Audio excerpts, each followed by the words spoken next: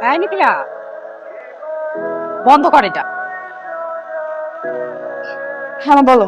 মারুপ আসতেছে, ওর ঘরটা গুছায় রাখ। কি বলো ভাই আজকে আসবে? তোর বাবা যেভাবে আসতে বলছে, নাই সে উপায় আছে? না না না না না।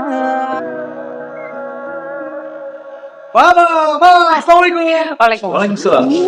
কি অবস্থা মু? ভালো। তোর মা তো ভেবেছিল তুই আজকে আসবিই না।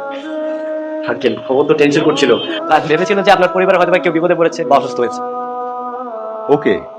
ও বাবা আমাদের তো বলাই হয়নি, ও হচ্ছে আমার ফ্রেন্ড আবির। জি আঙ্কেল, আমরা একই রুমে থাকি।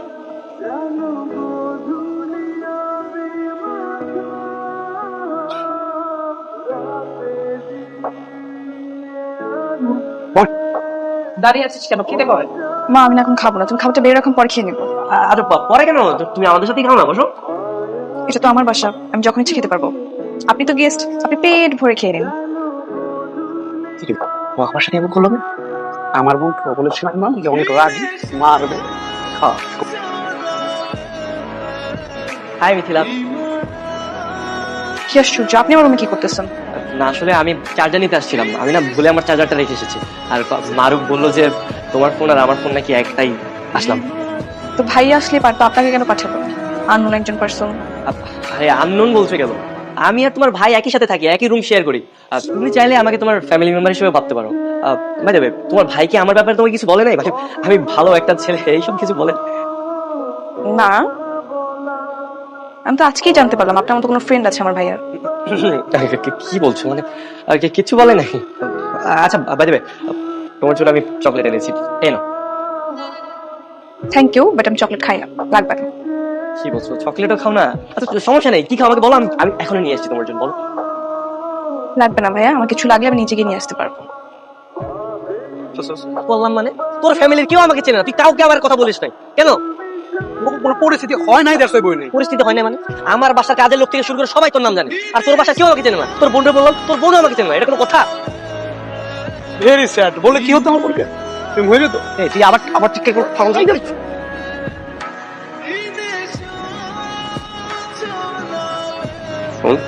তোর বলতে না পড়ে কিন্তু কেমন যাচ্ছি, আমাকে একদম ডিস্টার্ব করবো। কালকে মিথিলার এঙ্গেজমেন্ট, বরপক্ষ দেখতে আসবে, আর সেই জন্যই তোকে জরুরি ভিত্তিতে খবর দেওয়া হয়েছে। কালকে মিথিলার এঙ্গেজমেন্ট, হ্যাঁ, এই জন্য আমরা আসছি। মাশাআল্লাহ বাবা, মাশাআল্লাহ। এই কথাটা তুমি আগে বলবো না আমাকে? তোমরা এরকম একটা সারপ্রাইজ দিলা।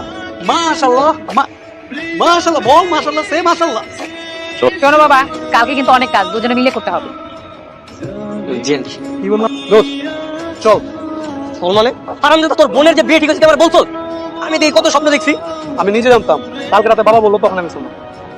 মানে এত কাছাকাছি এসে আমার হাত ফসকে যাবে, আমি যদি জানতাম আমি কখনোই আসতাম না। তোরা আমি আসতে বলছিলাম। এই তুই আবার আমার মুখে মুখে তোর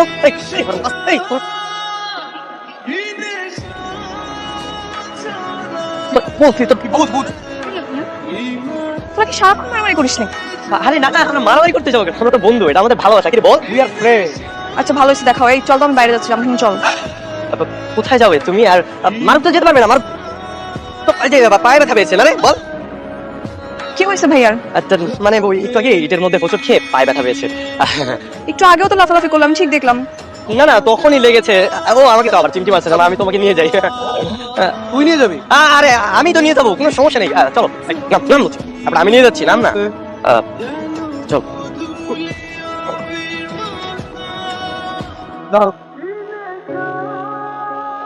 না, কবিতার 4টা লাইন লিখেছি, শুনবে?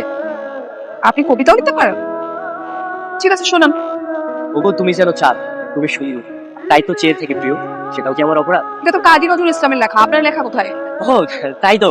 আরে সব কবিরাই তো সকল প্রেমিকের মনের কথা লেখে, আর কাজী নজরুলও আমার মনের কথা লেগে গেছে। এটা তাহলে আপনার মনের কথা? ভালো, যান লাইব্রেরি দিকে যান। ভাই, সুন্দরী মেয়ে পটানোর এমন কোন বই আছে আপনার কাছে? আরে ভাই এরকম কি বই হয় নাকি? ভাই কিছু মনে করেন না, তো উনি ফাইজলামি করতেছে। কি হবে?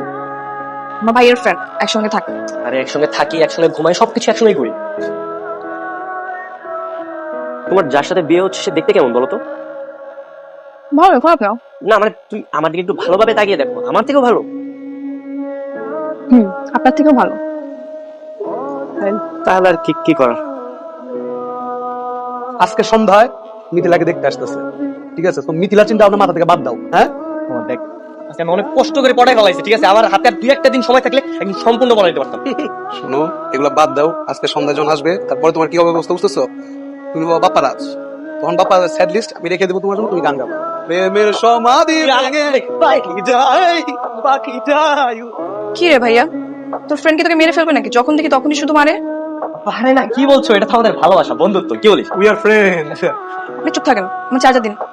তাদের সাথে মামা আমরা সম্পূর্ণ প্রস্তুতি নিয়ে এসেছি। মেয়ে যদি আমার ছেলের পছন্দ হয় তাহলে আমরা আজকেই আংটি করিয়ে যাব। শুকর আলহামদুলিল্লাহ। মাস কান্দো, এখানে সেখানে বসে বসুন। তোমার সাথে বসতে আমার ভালো লাগছে, তাই তো এখানে বসেছি। দেখছেন না আমার হবু হাজবেন্ড ভেবে তাকিয়েছে। ওঠেন। ভাইজান, এই ছেলেটা কে? ওর নাম আবির, আমার ছেলের বন্ধু। কি হলো, উঠছেন না কেন? দেখছেন না সবাই কিভাবে তাকিয়ে আছে? বুঝলাম, একটু পর বিয়ের প্রোগ্রামটা শেষ হোক, তারপর উঠে যাবো, সমস্যা কি? দাঁড়ান দাঁড়ান দাঁড়ান। কি হয়েছে বাবা, তুমি কিছু বলবা? আসলে আঙ্কেল, ওই আইটিটা না আমার কাছে কেমন আসল আসল মনে হচ্ছে না, মনে হচ্ছে যে সে নকল। ও হ্যালো ব্রো, এটা দুবাই থেকে এনেছি, একদম খাঁটি জিনিস, কোনো ভেজাল নেই। আর তাছাড়া আমি আমার ওয়াইফকে কেন ভেজাল দিন পড়াতে যাবো? না না না, আপনার প্রতি আমার কোনো সন্দেহ নেই। আসলে আমার মনে হচ্ছে কি আপনি আসল আংটিটা এনেছেন, বাসায় রেখেছেন, হয়তো কেউ ওই আসলটা নিয়ে চুরি করে নিয়ে নকলটা রেখে দিয়েছে। হ্যাঁ, এমন হতে পারে। তুমি তো বেশ মজার লোক। আসলে বাবা, আংটিতে কোনো ভেজাল নেই, তুমি একটু শান্ত হও।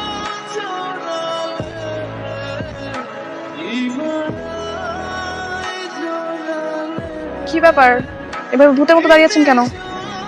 ওই না না, কিছু না তো। মুড আছে নাকি? দেবদাসের আবার মুখ দেবদাস, কি হয়েছে বলেন তো? কি হয়নি সেটা বলো।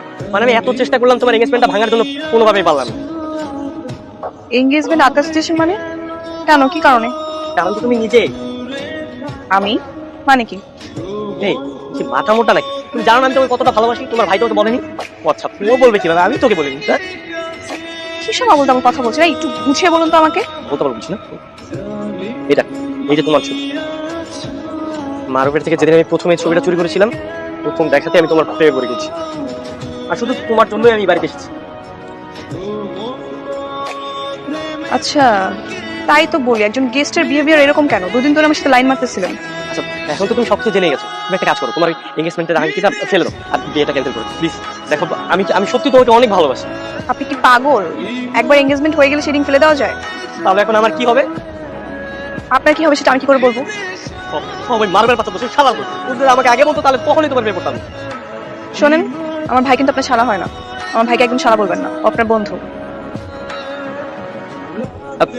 মিথিলা,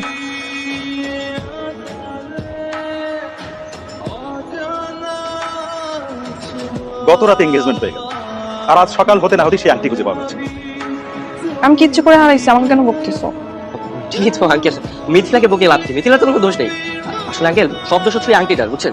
আমি প্রথম যখন দেখেছি না, আমার তখন থেকে সন্দেহ হচ্ছিল। আবির, চুপ করবি তুই।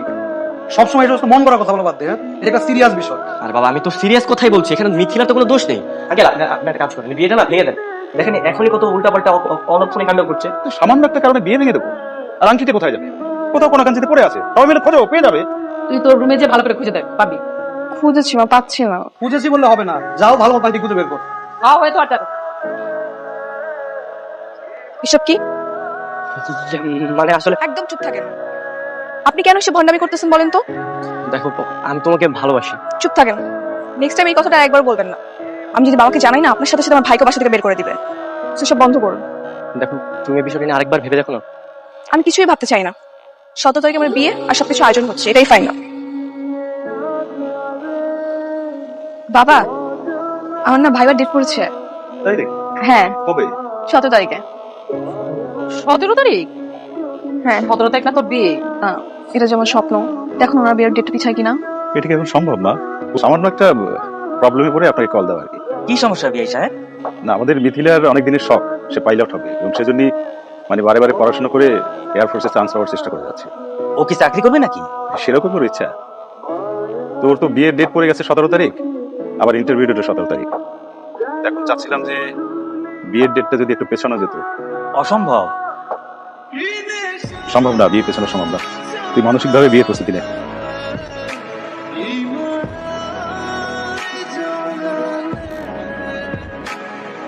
কি আশ্চর্য, আপনি এত রাতে মনে কি করতেছেন? দরজা লাগিয়েছেন কেন? দেখো, তোমাকে কিছু কথা বলতে এসেছি। কি কথা? তুমি তোমার স্বপ্নগুলো না এভাবে মাটির সাথে ধুলিসাৎ করে দিও না। দেখো, জীবন তো একটাই, জীবনে এরকম স্বপ্ন বারবার পূরণ করতে পারবা না তুমি, এত সুযোগ বারবার আসবে না। এখন আমি কি করব বলেন? আমার আব্বু আম্মু বিয়েটা ঠিক করেছে, আমার তো কিছু করার নেই। দেখো, উপায় তো আছে। কি? দেখো, তুমি যদি আমার সঙ্গে পালিয়ে যাও, তুমি আমার সঙ্গে পালিয়ে গেলে তোমার পাইলট হওয়া পর্যন্ত যত কিছু দরকার, যত সাপোর্ট দরকার আমি করবো। কি বলছো? হ্যাঁ, অবশ্যই। দেখো, তুমি যদি আমাকে বিয়ে করতে না, আমি তোমাকে পরীক্ষার হলে নিয়ে যেতাম, আর এরকম বিয়ের 1000টা ডেট চেঞ্জ করতাম। কিন্তু কোনো কিচ্ছু না, আমি তোমাকে রেগুলার বিমানবন্দরে নিয়ে যেতাম, আমি গাড়িতে করে চড়তাম আর তুমি উপরে বিমানে করে চড়তে। কতই না ভালো লাগতো দুজনের, বলো? আমারও তো এরকম স্বপ্ন ছিল, কিন্তু পূরণ হওয়ার তো কোনো উপায় নেই। আরে উপায় তো আছে, আমি তো তোমাকে বললাম তুমি আমার সঙ্গে ঢাকা শহরে চলো। আর ঢাকাতে আমার মা বাবা দুজনেই থাকে, তুমি প্রয়োজনে ওনাদের সাথে থাকলা, আর তোমার ভাই এটা তো আমাদের পক্ষেই। আবির দাঁড়া, কি হয়েছে? কোথায় যাচ্ছিস ওকে নিয়ে? দোস্ত, আমার কাজ শেষ হয়ে গেছে, আমি তোর বোনকে নিয়ে চলে যাচ্ছি ঢাকায়, আর তুই সবকিছু সামাল দিয়ে কালকে সকালে ঢাকা চলে আসিস। মিথিলা, তুই কি ওর সাথে যাবি? হ্যাঁ ভাইয়া। আমি তোকে বলেছিলাম না, আমি ভালোবেসে তোর বোনকে জয় করে নিয়ে যাবো। জয় করিস। যা, সাবধানে যা। আল্লাহ হাফেজ। চল। চল, রিঙ্গির সাথে সাথে মানুষটাকেও তুমি করে নিও। তুমি আমার 2 মিলিয়নের লাভ, তোমার জন্য আমি সবকিছু করতে পারি।